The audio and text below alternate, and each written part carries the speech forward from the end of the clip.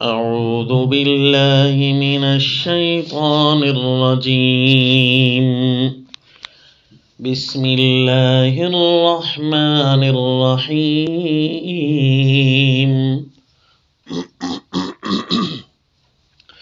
وإذا سألك عبادي عني فإني قريب أجيب دعوة الداعي إذا دعان فليستجيبوا لي وليؤمنوا بي لعلهم يرشدون. وصلی اللہ علی النبی الکریم. سورۃ البقرہ آیت نمبر 186. یہ حکم چل رہا ہے 5واں روزہ کا حکم، اور اس میں ہم نے جو 3 آیتیں پڑھی تھیں اس کے اندر پہلے روزے کا حکم، پھر اس کے بعد ایک علت اور ایک حکمت بیان کی گئی روزہ کی، تقوی. اور تقوی کی جو تفصیل تھی، تفصیل الحکمہ، وہ بھی 4 طریقوں سے ارشاد فرمائی. نمبر 1 ایام معدودات، نمبر 2 فمن کان منکم مریضا، نمبر 3 وعلی الذین یطیقونہ، نمبر 4 وان تصوموا خیر لکم. پھر اس کے بعد شہر رمضان سے تفصیل الحکم 4، حکم کی جو تفصیل تھی وہ بھی 4 انداز سے ارشاد فرمائی. شہر رمضان الذی انزل فیہ القرآن کے بعد عظمت رمضان کا تذکرہ، اور فمن شہد منکم الشہر، یہاں سے تفصیل الحکم، یہ 4 انداز سے تفصیل کی. فمن شہد نمبر 1، ومن کان مریضا نمبر 2، وَلِتُكْمِلُوا الْعِدَّةَ نمبر 3، وَلِتُكَبِّرُوا اللَّهَ عَلَى مَا هَدَاكُمْ نمبر 4. تو تفصیل الحکم 4، تفصیل الحکمت 4، حکمت کی تفصیل بھی 4 طریقوں سے، اور حکم کی تفصیل بھی 4 طریقوں سے. اور اس کے بعد وَلَعَلَّكُمْ، واو لگا کر تشکرون، یہ دوسری حکمت پیش کر دی رمضان کی، روزوں کی، کہ رمضان المبارک کے روزے کی دوسری حکمت یہ ہے تاکہ تم اللہ کا احسان مانو. اب یہ جب دوسری حکمت بیان ہوئی تو دنیا حیران ہے کہ یہ کیسی حکمت ہے کہ بندہ کیسے احسان مانے اللہ کا، کہ اللہ کا ہر حکم ہوتا تو اچھا ہے، لیکن یہ کیسی اس کے اندر اچھائی یا نعمت یا احسان ہے کہ اللہ کریم نے اسپیشل اس کا ذکر کر دیا. تو جب دنیا کے ڈاکٹرز اس کی طرح متوجہ ہوئے تو وہ کہنے لگے واقعی سال بھر میں انسانی جسم کو تقریباً مہینے کے قریب ایام ایسے چاہیے جس میں وہ کچھ وقت کے لیے بھوک وہ محسوس کرے، تاکہ جسم کے فضلات، کینسر کے اثرات، جراثیم ایک دوسرے کو کھانا شروع کرتے ہیں. یوں جسم کے اندر نقصانات اور وائرس کی توڑ پھوڑ ہوتی ہے اور وہ اپنے کمال تک پھر پہنچتا ہے. تو جب یہ نعمت بندوں کے پاس آئی کہ ایک ایسی عبادت جس کا اثر سال بھر، جس کی رونق ہم سال بھر محسوس کرتے رہیں گے، تو واقعی امت نے بہت بڑا اپنے اللہ کا احسان مانا. اتنا زیادہ ہمارے اللہ کا احسان ہے، ہمیں تو پتہ ہی نہیں تھا کہ یہ جسم کی مشین چلانی کیسے ہے، اس کو سیو کیسے رکھنا ہے، اس کو کیسے محفوظ رکھنا ہے. اللہ کریم کو پتہ ہے کہ یہ مشین میں نے بنائی ہے اور اس کو چلانے کا طریقہ بھی میں ہی بتاتا ہوں. اس لیے اللہ کریم نے روزوں کا حکم کیا اور اشارہ کیا کہ یہ احسان میرا پوری انسانیت کے لیے تھا، ہر انسان کو یہ حکم ہوا، کما کتب علی الذین من قبلکم کے اندر. اب چونکہ ذکر احسان آیا، یہ حکمت ثانیہ ہے. اب وَإِذَا سَأَلَكَ عِبَادِي کے اندر ذکر محسن بھی بطرق 4، 4 طریقوں سے اللہ نے محسن یعنی احسان کرنے والے کا ذکر فرمایا۔ وہ احسانات 4 4 قسم کے احسانات کا بھی تذکرہ کیا، 4 احسانات اور 4 طریقے ذکر محسن کے۔ وَإِذَا سَأَلَكَ عِبَادِي عَنِّي، اور جب تجھ سے پوچھے میرے بندے میرے بارے میں، تو یہ سوال کیوں ہوتا ہے؟ اس لیے کہ جب دوسری حکمت آئی کہ تاکہ تم اللہ کا احسان مانو، تو جب جس کا احسان مان رہے ہوتے ہیں تو فوراً اسی کی طرف توجہ تو جاتی ہے نا، کہ میں جس کا احسان مان رہا ہوں وہ میرا محسن کون ہے، تو فوراً محسن کے بارے دریافت کے بارے میں سوال ہوتا ہے۔ تو فرمایا فَإِنِّي قریب، میرے بندوں کو میرے بارے میں جب وہ پوچھیں تو جواب دینا، وہ اس شوق میں آ کر پوچھیں گے کہ ہم اپنے اللہ کا احسان مانتے ہیں، ہمارا اللہ ہے کہاں، فوراً محسن کی طرف، احسان کرنے والے کی طرف رجوع جاتا ہے۔ تو فرمایا فَإِنِّي قریب، کہ میں بہت قریب ہوں۔ تمہاری آنکھوں سے اوجھل ہونا اس بات کی دلیل تو نہیں ہے نا کہ میں تم سے دور ہوں، کیونکہ یہ انسانی فطرت کو یہ بات باقاعدہ معلوم ہے کہ جو چیز جتنی زیادہ قریب ہوگی وہ اتنی زیادہ نظر نہیں آئے گی۔ مثلا ہماری آنکھ اتنی قریب ہے، ہماری آنکھ کے اندر ہے، تو ہمیں ہماری اپنی آنکھ نظر نہیں آتی، جبکہ اس کے ذریعے ہم سب کچھ دیکھ لیتے ہیں۔ اسی طرح آنکھ کے اوپر پردہ یہ باقاعدہ ہمیں نظر نہیں آتا، ہمیں پیشانی ہمیں نظر نہیں آتی۔ کیسے نظر آتی ہے؟ جب اس کے طریقے ہم دریافت کرتے ہیں، مثلا ہم شیشہ رکھتے ہیں، تو اسی طرح ہمارے رب کی ذات ہمیں اس کے دلائل قدرت سے نظر ضرور آئے گی۔ باقی ان آنکھوں کے اندر بھی وہ قادر ہے، طاقت رکھ سکتا ہے، اپنے آپ کو دکھا سکتا ہے، چنانچہ دن قیامت اللہ کریم اپنے بندوں کو اپنی زیارت سے مستفید کریں گے انشاءاللہ۔ تو فرمائے میں بہت قریب ہوں، یعنی نظر اس لیے نہیں آتا کہ قریب جو زیادہ ہوں، تو جو زیادہ قریب ہو وہ نظر نہیں آتا۔ اجیب دعوت الداعی اذا دعان، یہ احسان نمبر 2 اور ذکر محسن بطریق دوم۔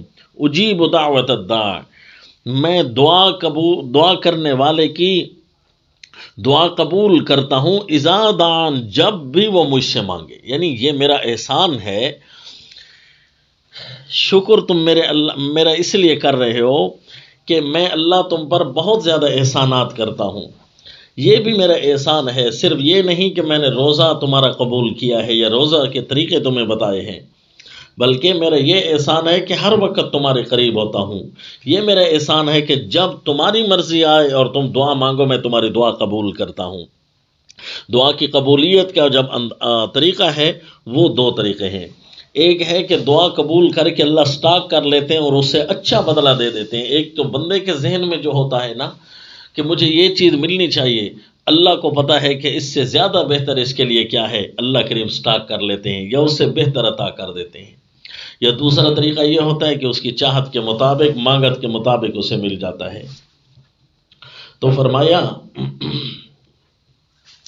یہ میرا دوسرا احسان ہے۔ فَلْيَسْتَجِيبُوا لِي، تیسرا احسان کہ وہ اب میرا حکم مانیں، اشارہ کر دیا کہ میرا حکم مانو گے، یہ میرا احسان ہے۔ میرے احسانات، جس طرح رمضان میرا حکم تھا، روزہ میرا حکم تھا اور تم نے مانا، تو اسی طرح میرا سارے حکم میرے ہی ہوتے ہیں، لہٰذا تم مانتے رہو۔ یہ میرے احسانات کے اندر آتا ہے کہ میں اللہ تمہیں حکم کرتا ہوں، یعنی بڑی ذات ہے، بڑی ذات جب حکم کرتی ہے تو یہ اس کا احسان ہوتا ہے، ورنہ تو اللہ ہمیں فضول بھی چھوڑ دیتا، تو اس کی مرضی تھی، لیکن اللہ نے ہماری طرف پوری توجہ کی، اپنی رحمت کی اور ہمارے لیے خوبصورت نظام حیات مرتب کیا۔ اس لیے مانا یہ ہے فَلْيَسْتَجِيبُوا لِي، بس چاہیے کہ وہ میرا بھی حکم مانے، یعنی جب تم مجھے پکارتے ہو میں تمہاری دعا قبول کرتا ہوں، اسی طرح جب میں تمہیں دعوت فطرت کی طرف بلاتا ہوں تب تمہیں بھی چاہیے کہ قبول کرو۔ وَلْيُؤْمِنُوا بِي، اور میرے اوپر یقین رکھو، یعنی جو میں حکم دوں تو اس پر یقین رکھنا کہ یہ حکم بہت زیادہ فائدہ مند ہوگا، اس میں کبھی کوئی نقصان نہیں آئے گا، اس میں کوئی منفی پہلو نہیں ہوگا انشاءاللہ۔ اور یہ اللہ تعالیٰ کا اپنے اوپر ایمان رکھنے کا حکم دینا یہ بھی احسان ہے، ورنہ کسی اور چیز پر نعوذ باللہ اگر ایمان رکھنا ہوتا جس کے سائیڈ ایفیکٹ زیادہ ہوتے کہ تم خود کتابیں لکھو اور خود اپنے قانون بناؤ، تو پھر ہمیں نقصان بہت ہوتا ہے، کیونکہ ہم اپنے خالق نہیں ہیں، ہمیں نہیں پتہ کہ ہمیں کیسے چلنا ہے۔ یہ اللہ کا احسان ہے کہ اللہ نے حکم دیا کہ میرے اوپر یقین رکھنا، جو کچھ میں کہتا جاؤں وہ مانتے جانا، یہ اللہ کا احسان ہے۔ تو فرمایا اس کا نتیجہ کیا نکلے گا کہ جب تم میرے حکم کو مانو گے، میرے اوپر یقین لاؤ گے، تمہارا ہر کام سیدھا ہو جائے گا۔ یہ اللہ کا احسان ہے نا۔ تو لعلہم یرشدون، تاکہ وہ نیک راہ پر آئیں۔ رشد کہتے ہیں نیک راہ، ٹھیک ٹھیک چلنا، یعنی جب تم دنیا میں چلو گے تو تمہیں رشد عطا ہوگا، یعنی تم ٹھیک ٹھیک چلتے رہو گے۔ یہ اللہ تعالیٰ کا احسان ہے۔ دیکھا 4 طریقوں سے احسانات کا ذکر کر کے اب آگے احل لکم، یہاں سے اللہ 4 آداب بیان کر رہے ہیں، لیکن آداب کا رنگ ذرا دیکھنا بڑا عجیب ہوگا۔ 4 آداب ہیں۔ کس کے آداب جی؟ آداب الشہر، یعنی مہینے کے آداب۔ پہلے تفسیر الحکم 4 آئے تھا نا، یعنی روزوں کے جو حکم کی تفصیل تھی وہ 4 طریقے بیان کیے۔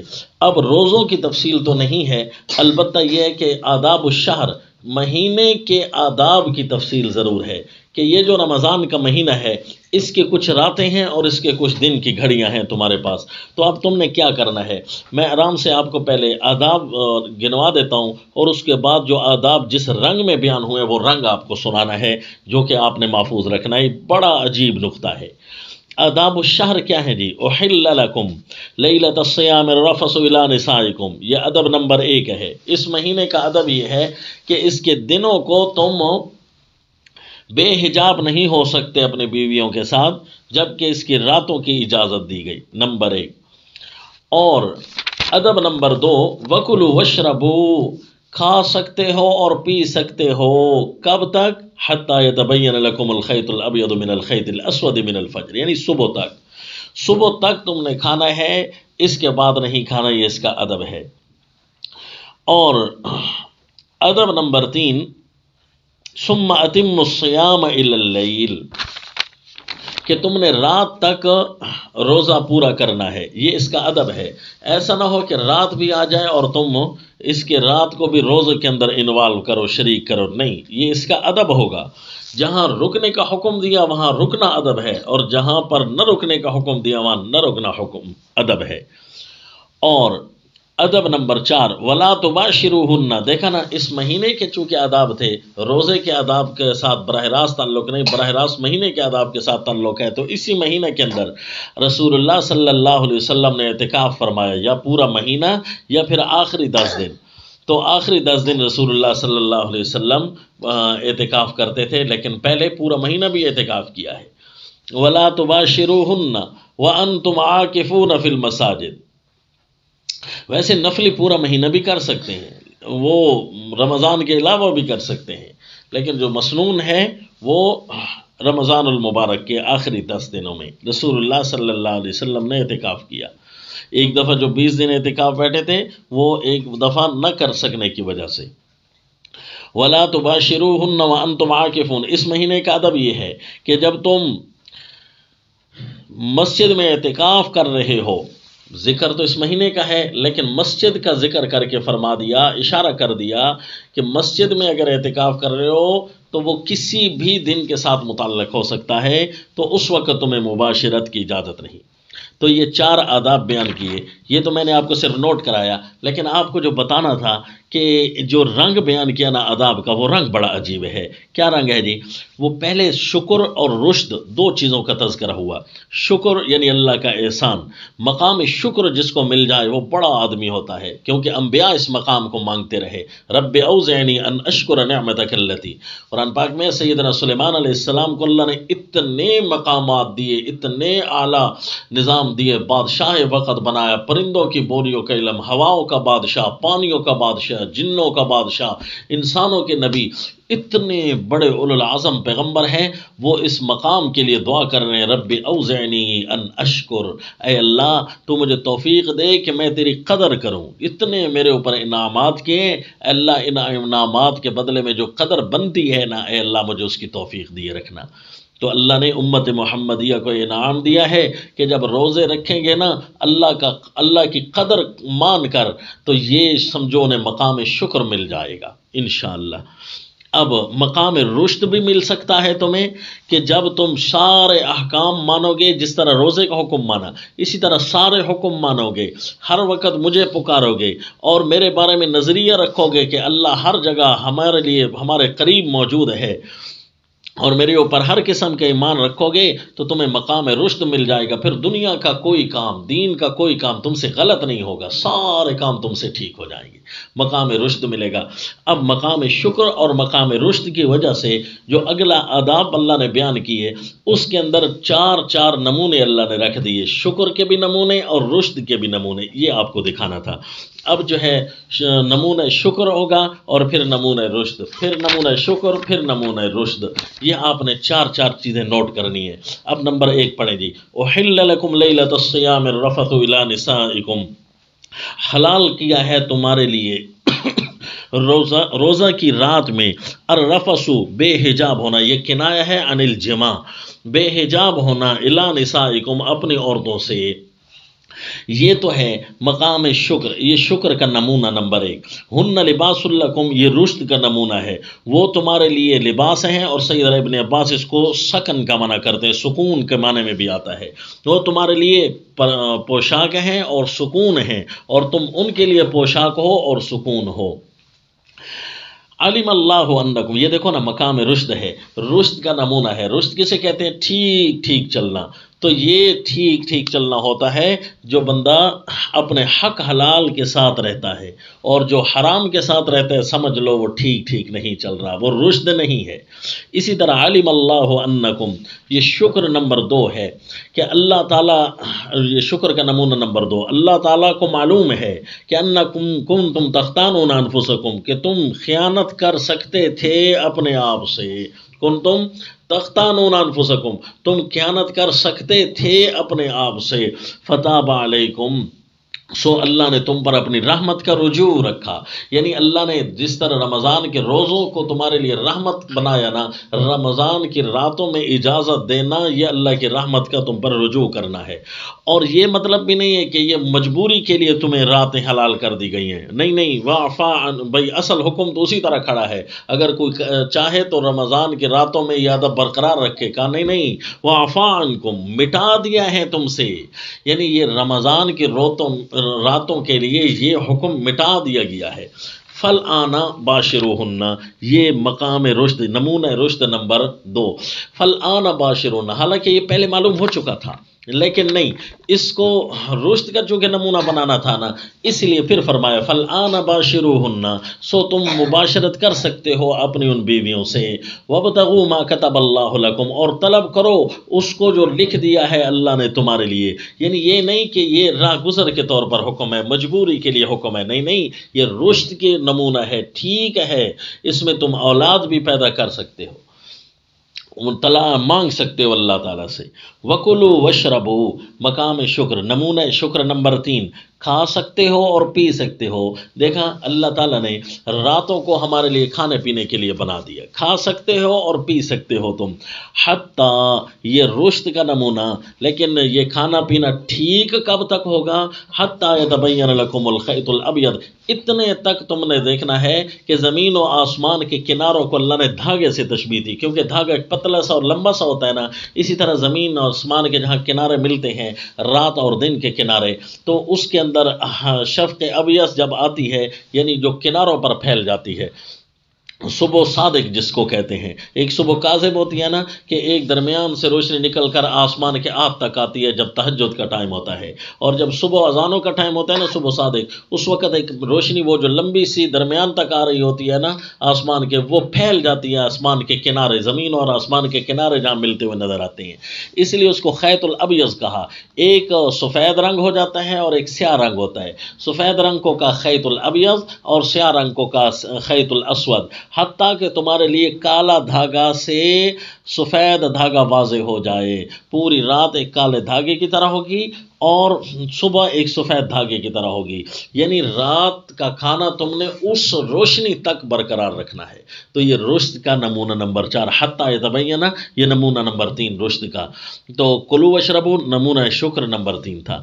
ثم اتم الصیام، اور شکر کا نمونہ نمبر 4، پھر تم روزہ کو رکھو ہر رات تک، پورا کرو تم روزہ کو رات تک، یہ مقام شکر ہے۔ یعنی اللہ نے تمہارے لیے اس رمضان کے روزے کو صبح کے دھاگے سے شروع کر کے رات کے طلوع ہونے تک رکھا، وہ جیسے ہی رات کے دھاگے اس طرف سے نکلنے شروع ہو جاتے ہیں نا، تو یہ اللہ تعالیٰ کا احسان ہے کہ اللہ نے اس کو مزید لمبا نہیں کیا، یہ شکر کا نمونہ تھا۔ وَلَا تُبَاشِرُوهُنَّ، لیکن چونکہ یہ ادب ماہ رمضان تھا تو اس لیے اس کے اندر رشد کا ایک اور نمونہ کہ یہ دیکھو تمہارے لیے جو گنجائش بنائی گئی تھی یہ غیر معتکفین کے لیے ہے، مباشرت کی، اور عورتوں سے تم ملو نہیں مل سکتے وَأَنْتُمْ عَاكِفُونَ، جب کہ تم ہو وہ اعتکاف کرنے والے مساجد میں۔